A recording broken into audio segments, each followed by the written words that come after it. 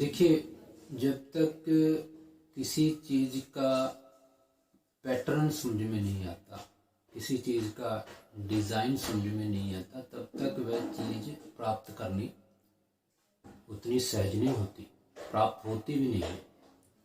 ऐसे ही जो हमारे वेद शास्त्र है ना, उसमें जो वर्णन है वो उसके पीछे सिद्धांत है।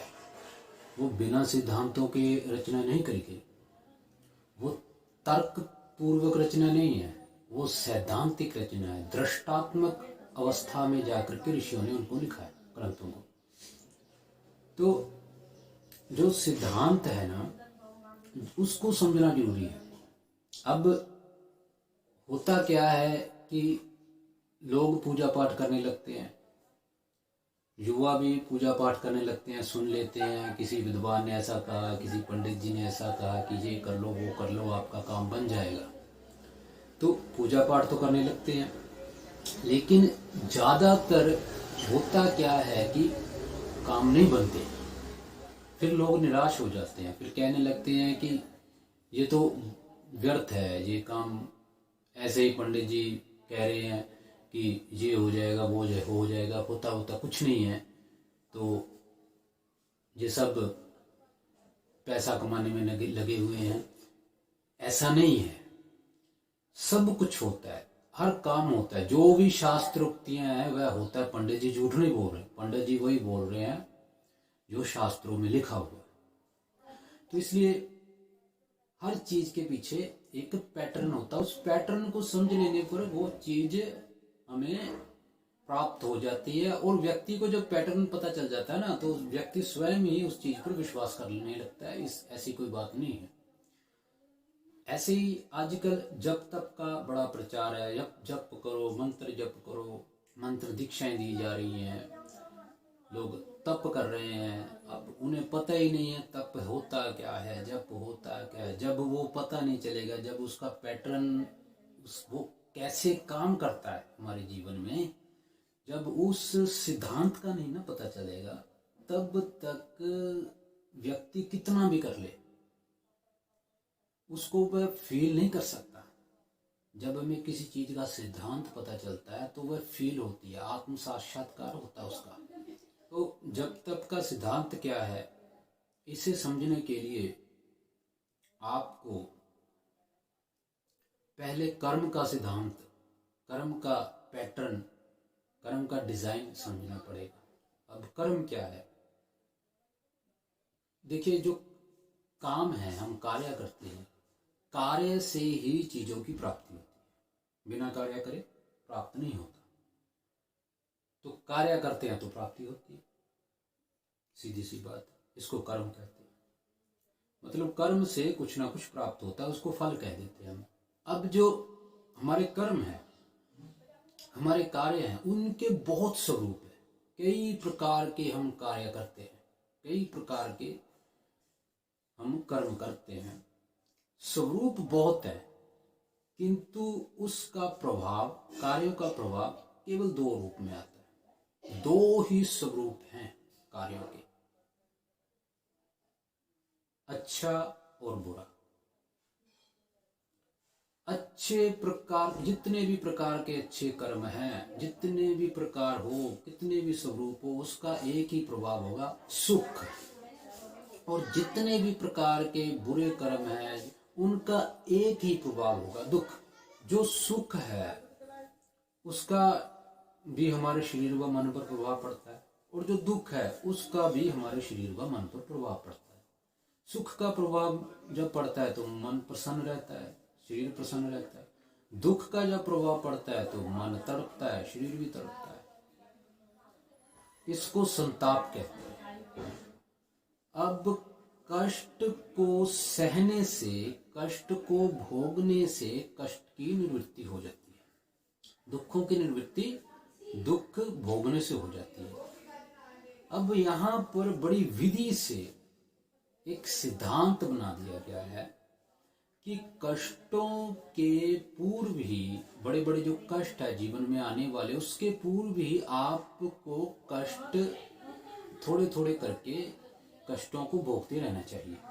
विधि से थोड़े थोड़े कष्टों को भोगते रहने से, इस तरह से थोड़े थोड़े कष्टों को भोगने से बड़े बड़े जो आपके कष्ट जो आने वाले हैं उनकी निवृत्ति हो जाएगी। तो आने वाले कष्टों के पूर्व ही विधि द्वारा कष्ट तपा लेना, इसको तप कहते हैं।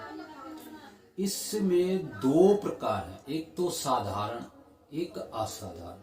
साधारण साधारण व्यक्तियों के लिए है, क्योंकि साधारण व्यक्ति तो यही चाहता है कि मुझे सुख मिले।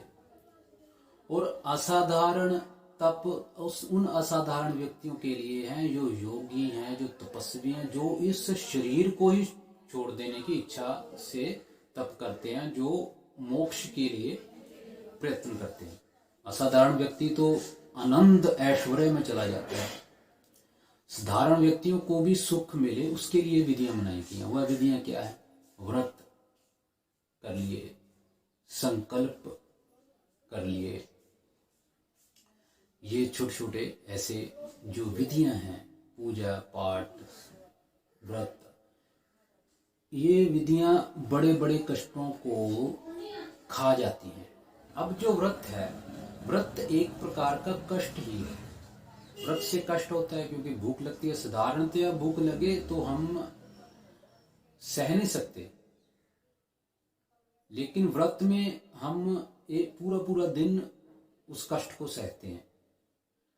अब वो कष्ट जो है हमारे शरीर पर आता है, लेकिन वो विधिवत कष्ट है। उसमें जब हम व्रत करते हैं तब वह कष्ट आनंददायक हो जाता है। क्यों? क्योंकि हम हमारे मन को इष्ट भक्ति में लगा देते हैं और शरीर को तपाते हैं।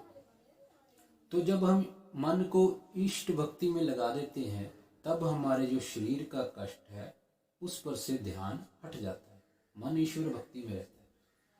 तो तब हमारा मन भी प्रसन्न रहता है, लेकिन शरीर के भी जो कर्म फल है उनका भी भोग हो जाता है।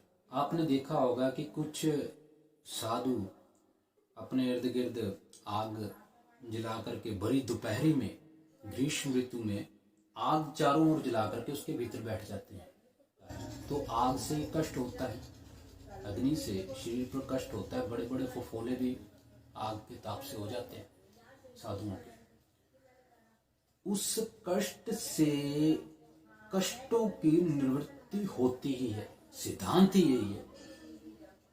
अब वो जो साधु है, जब वो आग को तपता है, तपाता है, उस कष्ट को सहता है, तो अपने मन को अपने इष्ट पर लगा के रखता है। उससे क्या होता है कि एक तो मन में एकाग्रता आती है, क्योंकि यदि वो अपने मन को ईश्वर से हटाएगा, अपने इष्ट से हटाएगा, तो जो आग का ताप है वो ज्यादा महसूस होगा, क्योंकि मन जिस ओर लगता है उसी को वह महसूस करता है। ये मन का एक कर्तव्य भाव है। मैंने इस पर एक सत्र किया था मन पर, वो जाकर के देख लीजिए, यूट्यूब पर वीडियो है। तो मन का सिद्धांत ये है, मन एक है, वह जिस ओर लगता है उसी को वह महसूस करने लगता है। अब यदि हमने मन को अपने इष्ट पर लगाया हुआ है, अपने इष्ट पर ध्यान केंद्रित कर रखा है, तो जो अग्नि का ताप है वह कम महसूस होगा। और यदि आनंद में है मन, ईश्वर भक्ति में, तो अग्नि का ताप महसूस ही नहीं होगा। ये एक सिद्धांत है। तो दो इसमें काम हो गए। एक तो एकाग्रता आ गई, मन उस योगी का ईश्वर में लग गया, और शरीर जो है वह तपित होने से शरीर के कष्ट धुल जाते हैं। ये एक सिद्धांत है। कष्ट के भोगने से ही कष्ट नष्ट होता है। अब आप कल्पना कीजिए, कष्टों को काटते जाने से खुद को तपाते जाने से एक ना एक दिन इसी शरीर में हमारे समस्त कर्मों का नाश हो जाएगा। फिर क्या शेष बचेगा?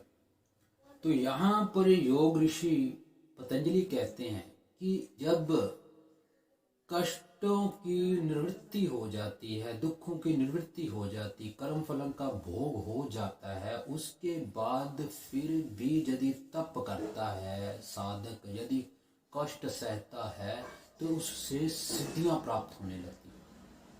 अब कर्म तो शेष रहा नहीं। अब तप जो है उसका क्या प्रभाव होगा? उसका प्रभाव इतना अधिक होगा कि योगी जो भी इच्छा करेगा वो पूरी हो जाएगी। कैसे? व्यक्ति जीवन में कई इच्छाएं करता है, इच्छाएं पूरी नहीं होती। क्यों? क्योंकि आपके कर्म फल आगे रहते हैं। इच्छा कैसे पूरी होगी? कर्म फल जब तक चलते हैं, इच्छाएं कोई भी करो पूरी नहीं होगी। इच्छाएं जब कर्म फल खत्म हो जाएगा, जब कष्ट समाप्त हो जाएंगे, तब इच्छा तो पूरी होगी। क्योंकि आगे कोई रोड़ा ही नहीं है, आगे कोई रुकावट ही नहीं है कि आपकी इच्छा पूरी ना हो। तो इस तरह से सिद्धांत काम करता है। निश्चय ही यदि कोई व्यक्ति कष्टों से पूर्व कष्ट तपाता है, तपता है, तो उसके समस्त कष्टों का निवारण हो जाता है। ये एक सिद्धांत है, अटल सिद्धांत। ये पैटर्न है इसे तप का। उसमें व्रत है, उसमें संकल्प है, ब्रह्मचर्य है। आप जो भी छोटे मोटे जीवन को तपोमय जियो, सीधी सी बात है। तपोमय व्यक्ति के लिए पहाड़ जितने दुख भी राई समान हो जाते हैं, और भोगी व्यालासी व्यक्तियों के लिए राई जितना दुख भी पहाड़ समान हो जाता है।